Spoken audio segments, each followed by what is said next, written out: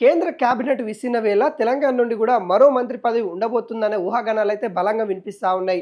దానిలో భాగంగానే మరి తెలంగాణ నుండి కూడా దాదాపుగా ఉన్న పార్లమెంట్ స్థానాల్లో 17 స్థానాల్లో 8 స్థానాలు మరి బీజేపీ కైవసం చేసుకున్న నేపథ్యం కూడా మనం చూసాము. దాంట్లో ఇప్పటికే కేంద్ర మంత్రిగా కిషన్ రెడ్డి, కేంద్ర సహాయక మంత్రిగా మరి బండి సంజయ్ ఉన్న పరిస్థితి కనబడతా ఉంది. ఈ నేపథ్యంలో మరొకరు కూడా కేంద్ర పదవి ఇవ్వాలన్నట్టుగా అధిష్టానం ఫిక్స్ అయినట్టు కూడా తెలుస్తూ ఉంది. దాంట్లో ప్రధానంగా ఇటు ఈటల రాజేందర్, ధర్మపురి అరవింద్ పేరు, డీకే అరుణ పేరు కూడా వినిపిస్తున్న పరిస్థితి కనబడతా ఉంది. అయితే ఇప్పటికే అనేక సమీకరణలు చూసిన తర్వాత మరి ధర్మపురి అరవింద్కు ఇవ్వాలా వద్దా అనే ప్రశ్న తలెత్తా ఉంది. ఎందుకంటే బండి సంజయ్ ఉన్న ధర్మపురి అరవింద్ ఒకే వర్గానికి చెందిన వాళ్ళు కాబట్టి అక్కడ అన్ని సమీకరణలు చూస్తారు కాబట్టి ఈ నేపథ్యంలో ధర్మపురి అరవింద్కు మరి ఖరారు చేద్దామా లేదా అన్నట్టుగా ఆలోచిస్తున్న పరిస్థితి కనబడతా ఉంది. ఒకవేళ ధర్మపురి అరవింద్కు పార్టీ బాధ్యతలు ఇవ్వాలి అన్నట్టు కూడా కొంత ఆలోచన అయితే జరుగుతూ ఉంది. ఈ నేపథ్యంలో ప్రధానంగా తెలంగాణ ఉద్యమకారుడు, అదేవిధంగా సీనియర్ నేత, అనేక విధాలుగా ఇటు రాష్ట్రాల్లో అనేక సార్లు కూడా మంత్రివర్గంలో పనిచేసిన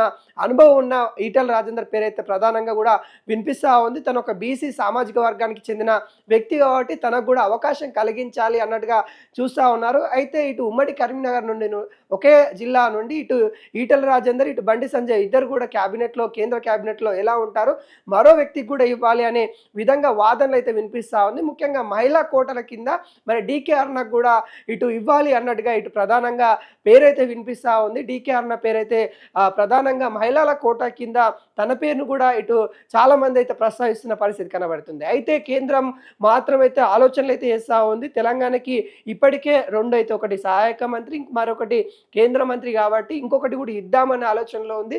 లేక బండి సంజయ్ని కూడా తొలగిస్తారనే వాదనలు కూడా ముందు నుండి అయితే ఉంది. అయితే దానిలో ఎటువంటి క్లారిటీ లేని పరిస్థితి కనబడతా ఉంది. బండి సంజయ్ కేంద్ర హోం సహాయక మంత్రిగా ఉన్నారు కాబట్టి తన పదవి అలానే ఉండే అవకాశాలు అయితే కనబడతా ఉంది. ఇప్పటికే కేంద్రంలో దాదాపుగా 12 మంది మంత్రులకైతే ఉద్వాస వచ్చే అవకాశాలు అయితే కనబడతా ఉంది. దాంట్లో భాగంగానే తెలంగాణ నుండి కూడా ఇటు బండి సంజయ్ది కూడా ఉంటుంది, తన పేరు కూడా ఉంటుంది. తన కొడుకు సంబంధించిన వివాదం ఏదైతే ఉందో ఆ వివాదంలో భాగంగానే ఉంటుంది అన్నట్టుగా చాలా ప్రచారం అయితే జరిగింది. కానీ దాంట్లో ఎటువంటి వాస్తవం లేదు అన్నట్టుగా ఇటు బీజేపీ నేతలు కూడా చెప్తున్న పరిస్థితి కనబడతా ఉంది. అయితే తన పదవి మాత్రము సురక్షితంగా ఉండే అవకాశాలు అయితే ఎక్కువ ఉన్నట్టు కూడా తెలుస్తూ ఉంది. అయితే కొత్తగా ఎవరికి ఇస్తారు అంటే ప్రధానంగా ఇప్పుడున్న బీజేపీ ఎంపీలలో ఇటు డీకే అరుణ చాలా సీనియర్ అని కూడా చెప్పుకోవచ్చు, మహిళా నాయకురాలని కూడా చెప్పుకోవచ్చు. ఇటు అదేవిధంగా ధర్మపురి అరవింద్ కూడా అదేవిధంగా పార్టీకి చాలా సేవ చేసిన వ్యక్తి అని కూడా చెప్పుకోవచ్చు. అటు ఈటల రాజేందర్ పేరు కూడా వినిపిస్తూ ఉంది. అయితే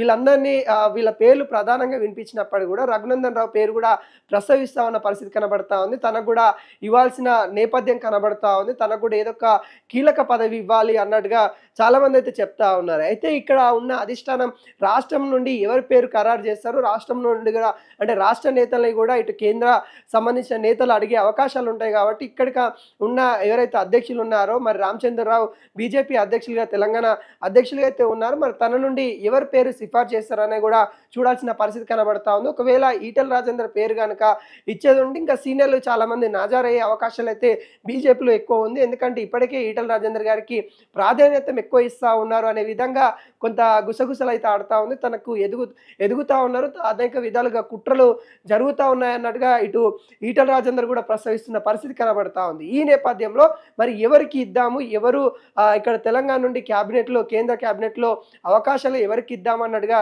చర్చలు అయితే జరుగుతున్నట్టుగా తెలుస్తూ ఉంది. ఆ చర్చలో భాగంగా ప్రధానంగా 3 నుండి 4 పేర్లు అయితే వినిపిస్తూ ఉన్నాయి. ఈటల రాజేందర్, ధర్మపురి అరవింద్, ఇటు డీకే అరుణ, అదేవిధంగా రఘునందన్ రావు పేరు, వీళ్ళ పేర్లు అయితే వినిపిస్తూ ఉన్నాయి. వీళ్ళ ఎవరికన్నా ఒకరికి మాత్రం కీలక పదవి వచ్చే అవకాశాలు అయితే కనబడతా ఉంది. అంటే క్యాబినెట్లో అవకాశం దక్కుతుందని కూడా చెప్పుకోవచ్చు. అదేవిధంగా పార్టీ అధ్యక్షులు కూడా మారుస్తారనే వాదనలు కూడా కనిపిస్తూ ఉన్నాయి. ఎవరైతే ఇక్కడ క్యాబినెట్లో అవకాశం దక్కలేదని నాజారు చెందుతారో వాళ్ళకి మరి కీలకంగా ఇటు రాష్ట్ర వ్యవహారాలు ఇన్ఛార్జి కావచ్చు, లేకుంటే రాష్ట్రంలో ఏదైనా పదవి ఇన్ఛార్జి కావచ్చు, లేకుంటే ఇచ్చే అవకాశాలు అయితే కనబడతా ఉన్నాయి.